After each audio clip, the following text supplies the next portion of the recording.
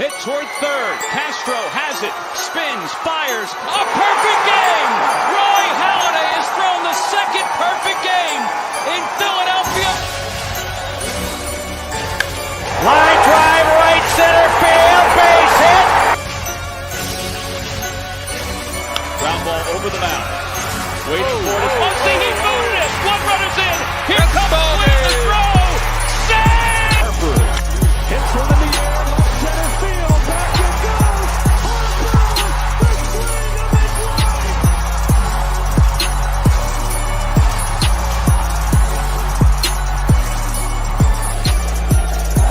Fastball hit to left. It is long gone. And Hamels with a 3-2 pitch. Swing and a high fly ball deep center field. Herrera back on the track. And did he make the catch? He fell down and he's got Here's the strike by Robinson. The 3-0 pitch. Swing and long drive. There it is. Number 500. The career 500th home run.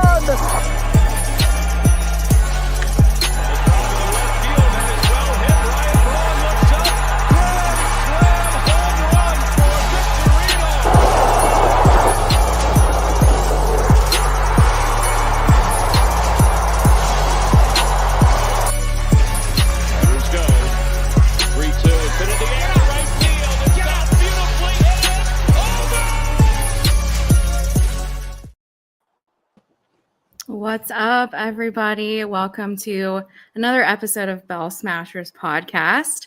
This is episode 24, and I'm your co-host, Jen. And Kylie. As you can see, Kylie is in, if you're watching, she's in transit right now. So we switched sides this week. Yeah. Kind of exciting. Yeah, it's my mutiny. I'm taking over. But anyway, this will probably be one of our kind of mini episodes, but still lots to chat about. I have so much books and things. Yeah, we have a lot to talk about. But before we do, I want to say that we're brought to you by Fired Up Sports Network and Manscaped.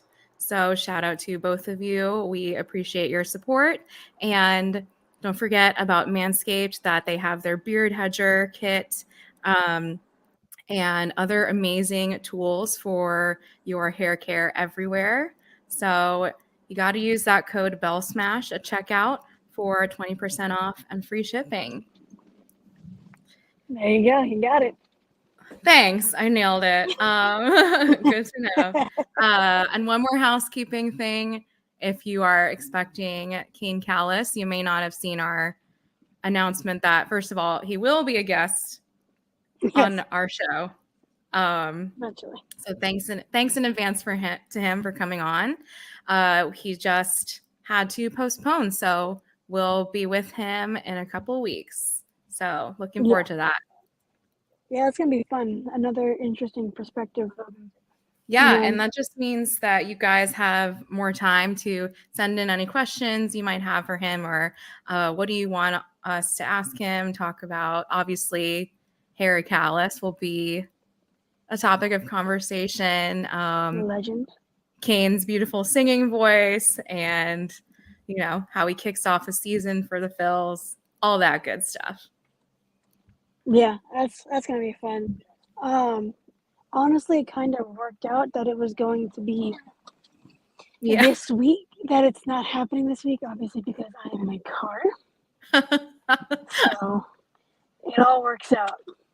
Yeah, some things just work out in life. Right place, right time. I truly believe that. So, to kick off, I thought we could just briefly recap our event last week with Drunk Phils fans. Shout out to you guys. We love you. Yeah, that was a ton of fun to do. And it's definitely not going to be, damn it, it's definitely not going to be the last that we do with them. And it It was a ton of fun. Everybody that came out was super dope, super nice. The hospitality that they had was incredible. Like, I can't say enough positive things about the event and the people themselves. I mean, they're just incredible. Yeah, I agree. Chris and Chris, one of the Chris's wives, Chris, the other Chris's wife, Renee. Thank you so much for your amazing. We were joking, like, everyone just call me Chris. Because, yeah, if you don't remember someone's name, it's probably Chris. But yeah, those guys were incredible. Welcomed us into the Drunk Phil's fans garage bar. Everyone can go to our Twitter, YouTube, all of ours and their page to go back if you want to watch that episode. I highly recommend it. We had, honestly, that a lot. I feel like our episodes always fly by, but that one felt like it lasted 5 minutes. Yeah, I mean, I don't think an interview or a episode has flown by faster since we had Dave on. I mean, like, I don't know how these keep going so fast. I know. The fastest one that felt like the fastest, I believe, was maybe Dave with at UK Phillies, or I don't know. They all fly. The interviews just fly Yeah, I agree. themselves. When we have anytime we have a guest, it flies by. But it's because we love talking about the Phillies, and every time we can get a new perspective, it adds something, and we get excited, and we're having a lot of fun, and that's why the time flies by. But yeah, we had a great chat, and then we had a viewing party after. Amazing food, a lot of laughter, cheers, drinks, great A company. win. Yeah, and the Phillies won. So 10 out of 10 would do again. Oh yeah, absolutely. And I mean, if you guys haven't seen it, I strongly recommend you do. We didn't show everything with the garage bar, but that garage bar is super dope too. I mean, Yeah, it is. And they post a lot of it's the pictures. perfect. Yeah, they do. But yeah, like you're saying, it's the perfect space, especially to watch Phillies games. So yeah, it was probably, outside of being there, it's probably the best place I've watched a game. Yeah, just a great atmosphere. And the weather was like, okay. Actually, I feel like the temperature was good enough, so we weren't like, we felt comfortable in there too with the door open and everything. Yeah, it wasn't cold, wasn't hot. It was, you could wear a hoodie and be comfortable. That's my ideal temperature there. Yeah. Hoodie, but not too cold. Yeah, so I enjoyed that. Yeah, that was a lot of fun. What I didn't enjoy is this past week of Phillies games. Great segue. I was about to get into it too. So if you're listening, if you're watching, you already know. However, just to recap, the Phillies won 2 of the 3 games versus the Astros, which, of course, we were loving it. We were hyped.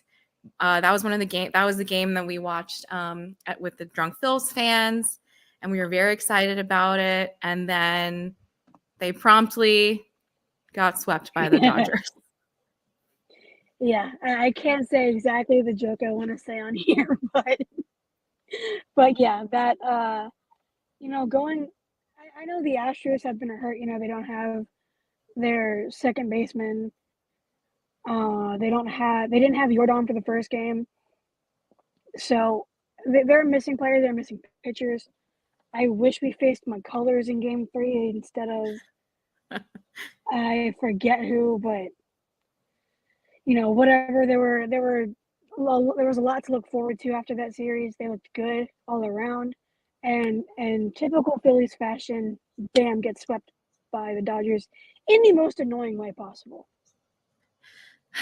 Literally a walk-off grand slam in the last game, and they also blew a 5-0 lead.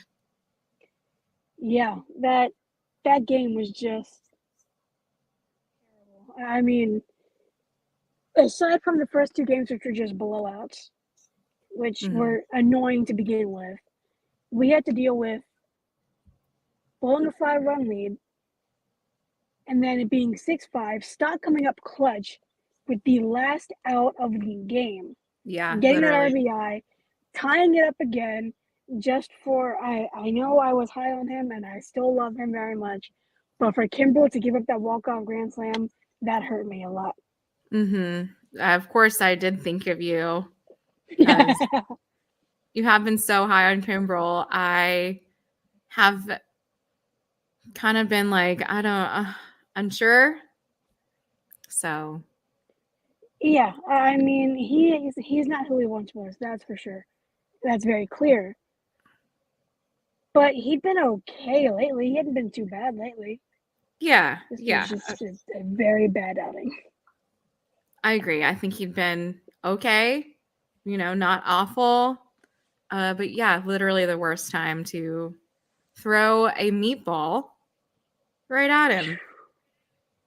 Yeah, exactly. Right, perfect spot for it to Dead go. center. To Max Muncy of all people. I mean, I guess now he made up for the walk-off error from last year against us, but I don't see why he had to do it. I that was kind of rude in my opinion. Very He didn't have to get rude. us back for that. Didn't have to get us back for that. But the highlight, which I'm still in shock of, Bryce Harper's back. He's back and didn't take long just actually superhuman. 160 days after Tommy John surgery. Unreal. The fastest comeback literally ever. And then he started producing almost immediately. Yeah, his first game he was 0 for 4, and then his second game he was 3 for 3 with 2 walks. Like, excuse you? And Who pretty do much you think you are? Yeah, and pretty much getting on base every time. Did you know that the Phillies have the special pitching machine where my brother was telling me he read this article, I believe in the Inquirer because he's a subscriber. That was one of the reasons why Bryce didn't need to do a rehab assignment is because there are, I think, 6 or 7 major league teams that have this, I don't know how else to describe it, like a specific pitching machine. Well, what it does is you can put in any pitcher in the league. Let's say I want to be Max Scherzer, like I want to face Max Scherzer, and it pulls up like an image of him throwing exact specific pitch, and then it throws you that pitch. Huh? All right, look. Of all teams, I'm not surprised the Phillies have this. They are a very analytics-based team, and that's why Zach Wheeler actually came to the Phillies. I just didn't know that. What? I didn't know that existed. I know. Again, this is like through my brother read the article and then gave me that information, but essentially that's what it sounds like. And so, of course, like why would you go out to Lehigh Valley, face pitchers who are either rehabbing or playing in the minor leagues when you can basically face all the major league pitchers? Yeah, I mean, I know we were hoping. I know we were hoping to, not so seriously, but like also seriously hoping that Bryce would be at the Lehigh Valley game that we would be at. That's in what, 2 weeks from now, I think? 22 days from now. It's 3 weeks away. Yeah, well, so we just missed him. We did. However, we are putting out hope still that maybe it'll line up with our best friend D Hall and his rehab assignment. If that's the case, yeah, we'll hopefully see him. And it's a homer. Yeah, he'll hit a homer, pre-game or post-game selfies, maybe. Dude, imagine that. That'd be awesome. That'd be the dream. Right. And I'll have my little nephew, so don't do it for me, do it for him. No, but for real, I hope he returns. should be returning soon, I believe. Last I heard, he was still rehabbing in Clearwater, so Yeah. that's not a bad place to rehab. Clearwater, as you know, is a beautiful area. So Yeah, it is. it's not like Uh, he's in a in a bad yeah. area. Yeah. And Topper had said something in an interview recently about how him making it to the next phase of like swinging. I don't know if that's what the like dry swinging or whatever. He's like Yeah, something like progressing. that. Well, that's good. Yeah. So I feel like it might actually happen. You all will know either way because we'll be posting about it. Yeah, absolutely. I hope you recover soon, fast or faster. Um, I need with Bone or with Harper back and going to DH guaranteed. It's I don't know, like, what do you do with Sosa and Bone? Because Bone Well, has to play third. I absolutely agree. One of the games this week when Sosa made that error that cost us the game at third base. I mean, he just wouldn't have done that if he was playing second or short, his more natural positions. And Bohm would Yeah, have made like he literally like the ball just missed. Like he should have made that catch, and Bohm would have made that catch.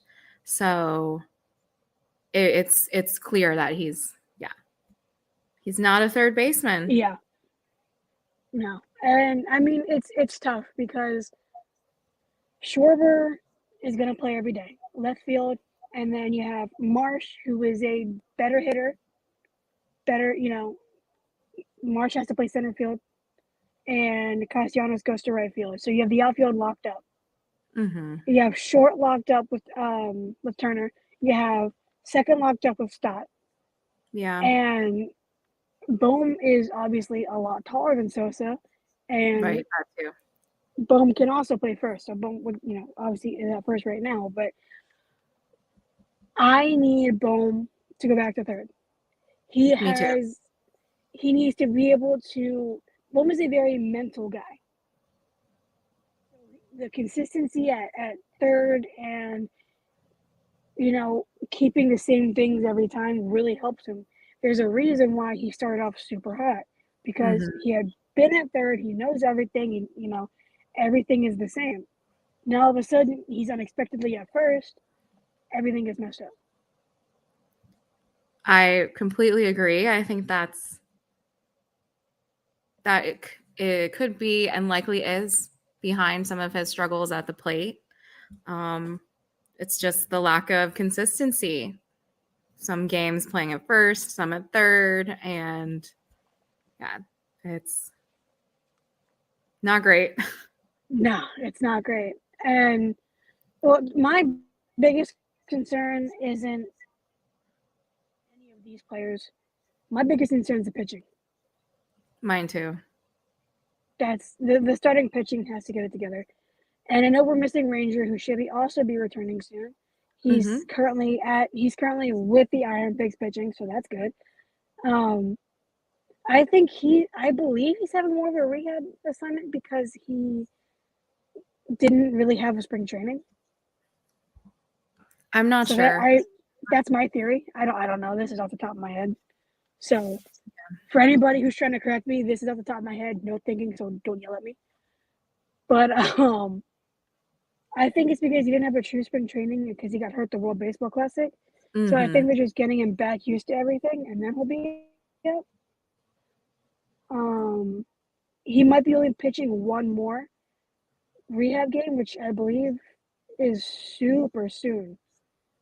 I don't remember the date, but I know it's ridiculously close. So that it was Destiny. She tweeted that, I believe, and that's I know his last game theoretically is super close. So we have that, and it sounds like Strom is going to be the guy sent into the bullpen, Yeah. which I'm conflicted. I know you're saying keep Strom in the rotation. I'm conflicted because he hasn't pitched over 100 innings in his career except for one time. And I don't know. It's really tough. Yeah, I understand that. I think my thinking is like, I'm not saying we have to keep him a starter like all season, but the way he was pitching to start off the season, lights out. I just, why would you change, his and role? that's why But again, that's why I'm like so conflicted, because I see the reasons for both sides. And maybe if he does if they change their mind, and because this is obviously going to be a decision that's very clearly, very strongly looked at by the fans, the coaching, the media, everybody. This is a decision that's going to be very closely looked at. And if the move is made to, when the move is made to put Strom back into the bullpen, and it doesn't work out for either the bullpen or the starting pitching, it's going to have to change. It just has to, because there's no reason, like you said, there's no reason to have somebody that's pitching lights out not be a starter. That can go, he's been going 5-6 innings.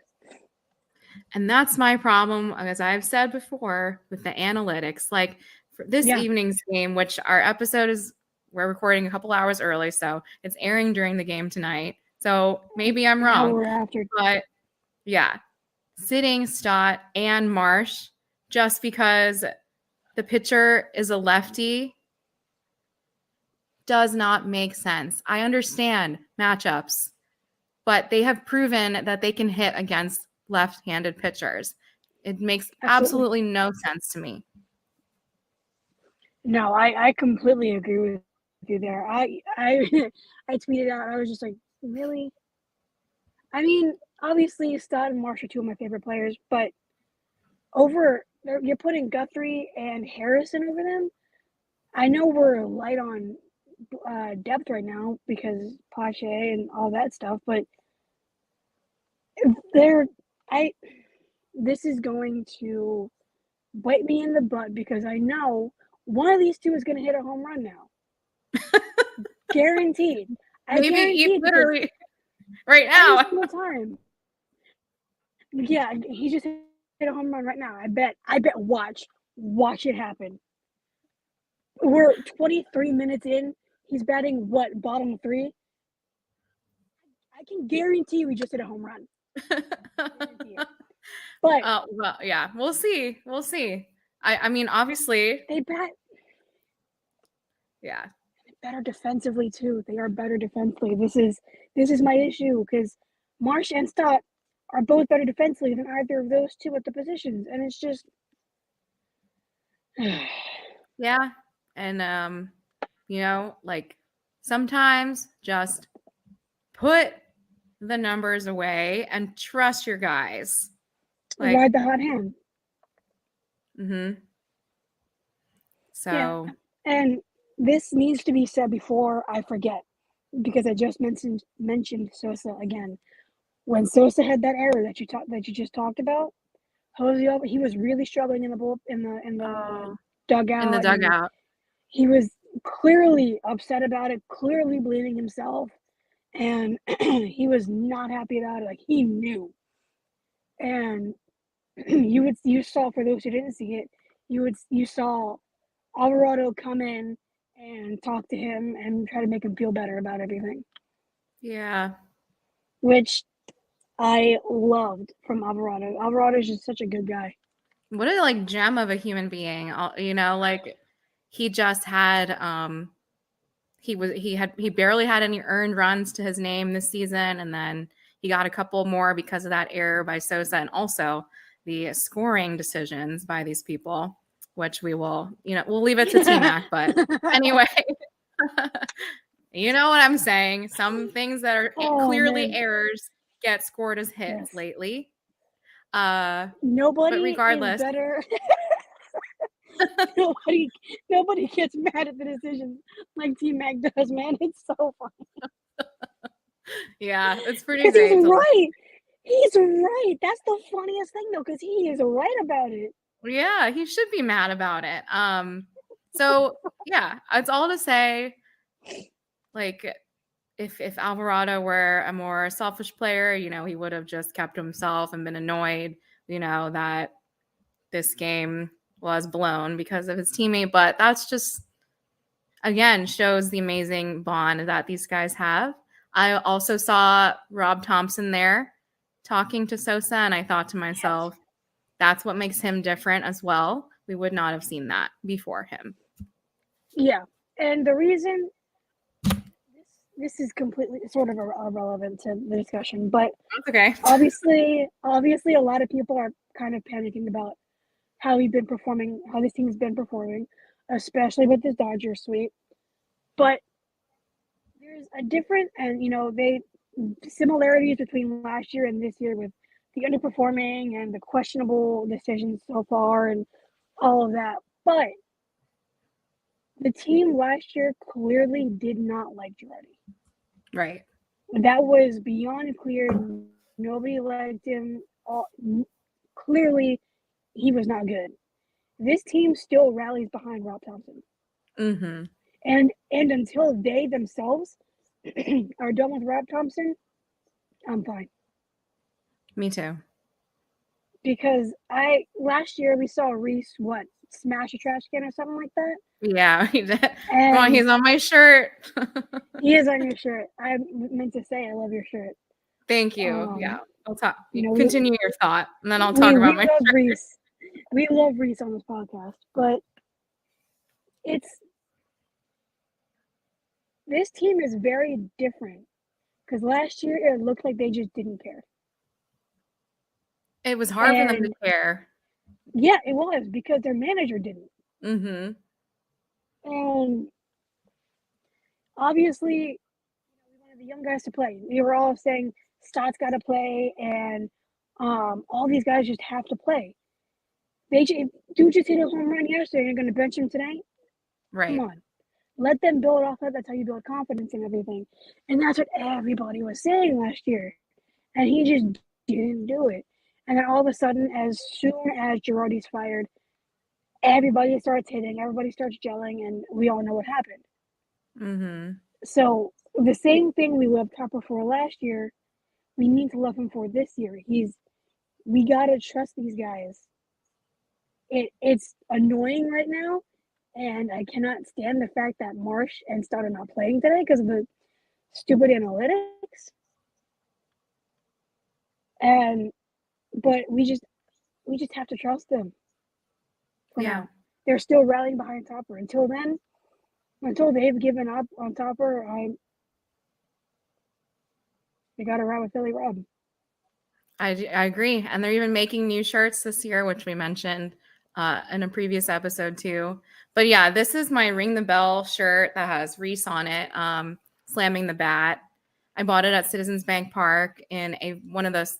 I didn't see it in the big stores. I got lucky in the 300 section, first baseline, in like one of the like in one of the tiny like stores that was like I used the bathroom. I left the bathroom and I saw the shirt from afar and I go, I need that shirt. I said it out loud. I was by myself. I said it out loud to myself. I said it out loud to myself. I ran toward the shirt and made sure, of course, it was one little rack, a men's rack. Once again, it was a complete pet peeve of mine. There should be more options that aren't pink for female fans. But I was like, okay, I guess I'll see if they have a men's small, and they did. So that is what I'm wearing. And I love that. I tweeted it out. A lot of people liked it and were asking me where I got it. So I took because I'm very organized in type A and I give the people what they want. Yes. I took a map of the ballpark and I circled the section where I was. And I said, here is the store where I found this shirt. So send me a message if you need that specific little store. I thought you had it at the store in Ashburn Alley or like one of those outside the No, ballpark. it was Sellers. like the most random store ever and the Damn, best impulse buy of my life. that's amazing. I love Yeah. that. Yeah, it's my little story. Dang, that's awesome. I love that. I really thought it was one of those either because obviously it's great quality. So I was like it had to be Ashburn Alley or some like really good outside the ballpark. I know, right? Hmm. No.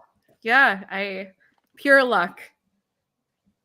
So Yeah, seriously, especially your favorite player. Like, I know. yeah, that's awesome. Yeah. So anyway, to close out for this week, let's bring back our Man of the Week brought to you by Manscaped. Use code BELLSMASH at checkout for 20% off and free shipping. So who is your Man of the Week? And you can also say honorable mention if you would like.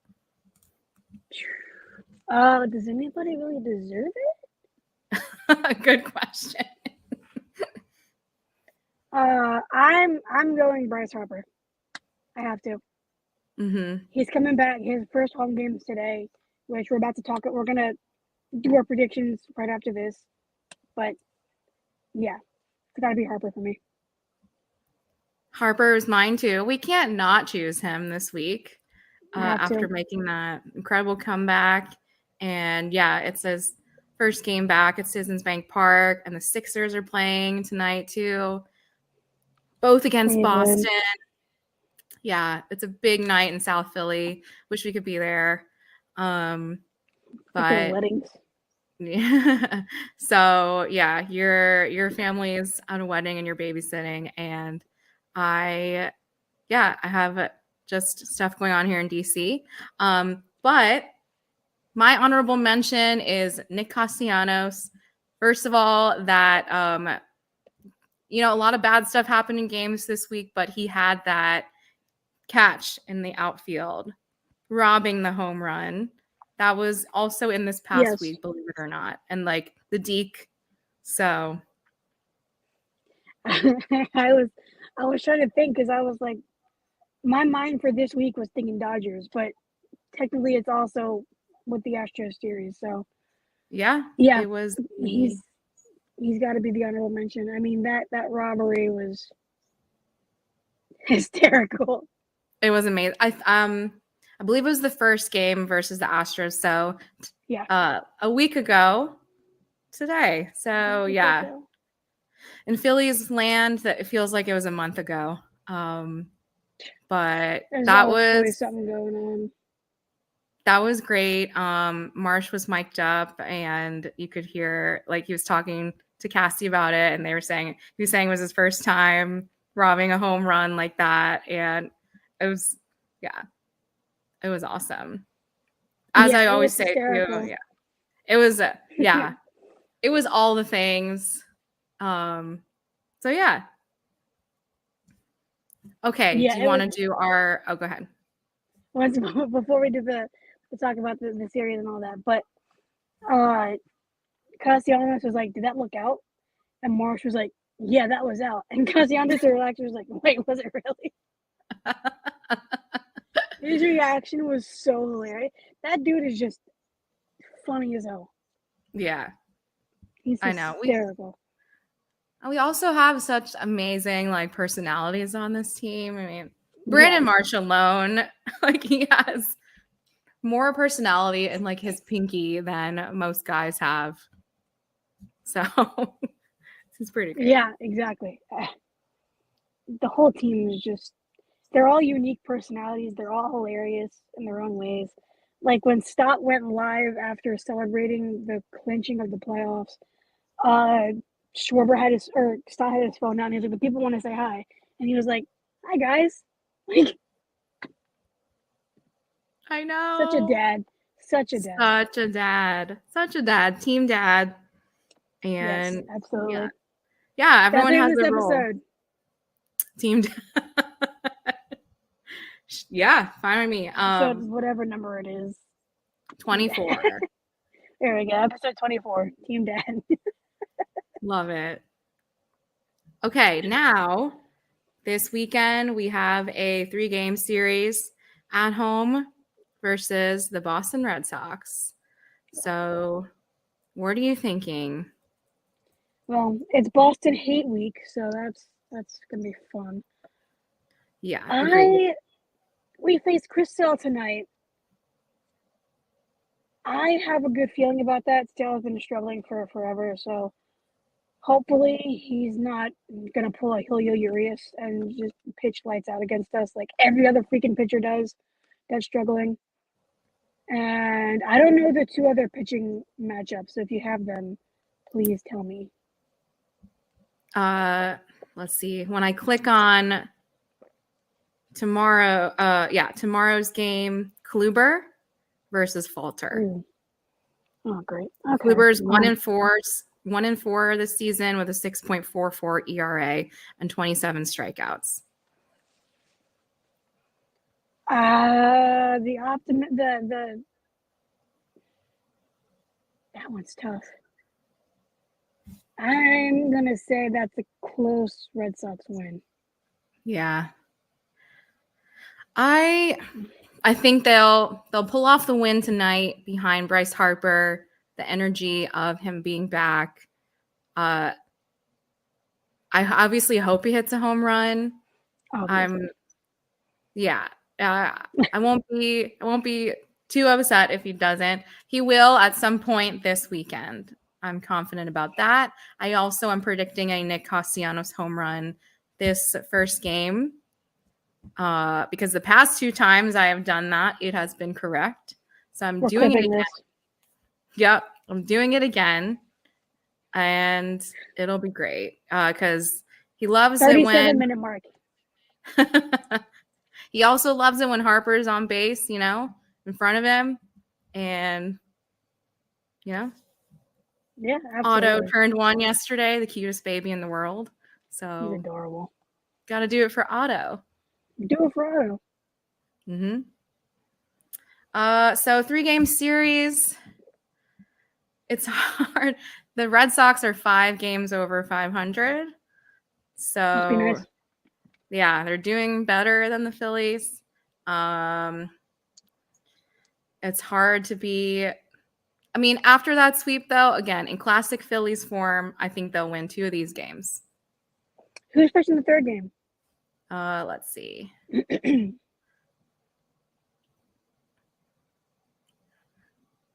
like when I click on it, it's not. Here we go. First. Oh, it's telling me May 7th sold out. That's what it's saying. Okay, it's sold out, but show me the pictures. Like, yay, Philadelphia sold out. That happens quite a bit. Yeah, like, again, good job. Good job, Philly. You did what you usually do. I mean, although I will say, like, it's been great seeing the seats filled, like, this early in the season. Yeah. Typically, that is not what happens.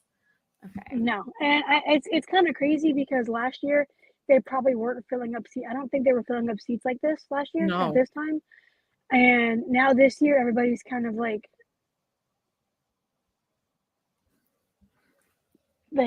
scared from afar and still going. And speaking of Manscaped, chapstick. Look at that. We've got a product on display. Yeah. Okay. I used the MLB app because the website wasn't being good. Sunday, it's a day game, 1:35. Walker pitching for the Phils. I don't know how to pronounce this pitcher's name. Houck, Houck, Houck. So I don't know. That's the guy. Typical woman not knowing baseball. Name 5 players on the Red Sox. I don't know if I could.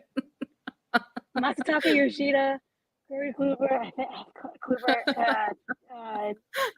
Sale, Tanner Hawk. There you go. What's his name? Kluber. No, I was thinking Duvall. There we go, Duvall. That's 4 for me. And then, all right. And then there's one more that I know.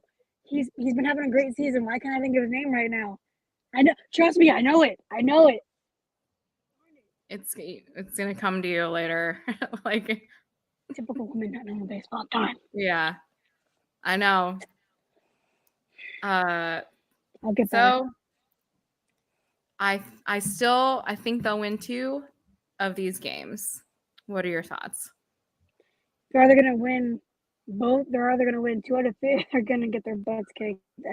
It's one of the 2. We'll find out tomorrow. Yeah.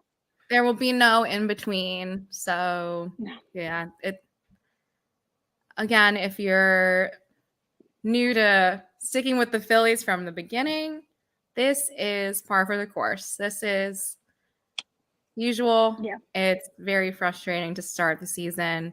A lot of guys have cold streaks, and Trey Turner. yeah. So we just wait until the summer when the weather gets hot and it's hitting season, and they hit a lot of dingers. Yeah. I mean, we all know Schwarber is the president of June. Mm-hmm. And they have to do another Hoagie Fest with Schwarber Fest. They got to do it. I mean, that's when Schwarber's at his peak, apparently. So once everybody starts getting back into the full swing of things, they've seen a lot of pitches and they've seen a lot of everything. After the All-Star break, that's when I start to care that much. That's when I start to either say, all right, this team maybe has a shot at the playoffs or maybe has a shot at going further than the wild card game. Because going into the season, my expectation was to reach the NLDS. I didn't say win the division because the Mets and Braves, especially the Mets, are regular season performers. And the Braves are just ridiculously and annoyingly good. So I wasn't going to say win the division because it's a toss-up between us 3 and, putting that expectation, no. But get to the wild card, win that round, get to the NLDS. I'm pleased with whatever happens after that. I agree. We're not delusional. We're not saying you're going to win 100 games and win the division. That just literally isn't likely with the stacked division that we have. So, you don't think they're going to win over 100 games? No, I will stick with 92 though. So we'll see how that goes. Yeah, I'm sticking with whatever I said, 93, something like that. I think so. Yeah. Yeah, we'll see about that one. I might go a little lower. I might say 90, but definitely still up there. Mm-hmm. We've got a lot of game to play. That's what I'm saying. Like, people don't panic. There's like 130 something games left. Yeah, it's annoying. It's very annoying. Don't get us wrong. We're just as annoyed as you are. Yeah. Like, but to throw the season away is way too overreactionary. And I mean, I get it. Obviously, we are all frustrated. They should be performing day in, day out. But as everybody knows, the hottest team at the right time wins it all. So as long as they're hot at the right time, I could not care less what happens. Right. The Phillies got hot at the right time last year, and look what happened. So we just got to let things play out. I think that's a perfect note to end on. That's what I'm ending it on. That's what I'm ending it on. Let things play out. I mean, yeah, I have nothing to add to that. I will also be watching them and letting things play out. So, yeah, that was that's our recap of the week. Our episode, and we thank you all for tuning in as always.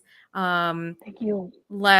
Continue to follow us on social media, Bell Smashers Pod, YouTube, Twitch, all of our usual places where we stream the episode, Twitter, of course, and we'll continue to chat Phillies. We'll be here with you all season long and post our amazing content, graphics by Marley. So we've got a lot planned that we haven't really spoken about yet, and so we've got some fun stuff planned. So that event with Drunk Phil's fans was just the beginning. Agreed. So it's gonna be fun. Yeah, it This will be. doesn't happen without people that are listening. So That's we right. appreciate everybody that listens for 10 minutes or all of it, or just follows us and interacts. Like it all helps us. Yeah, agreed. The support's amazing. So we'll see you again next week. Yes. As always, go Phils. Go Phils. And Sixers. Yes, and go Sixers. MVP season, lots of MVPs in Philly. That's how we do. And yeah, see you None next better. week. Next week. Bye.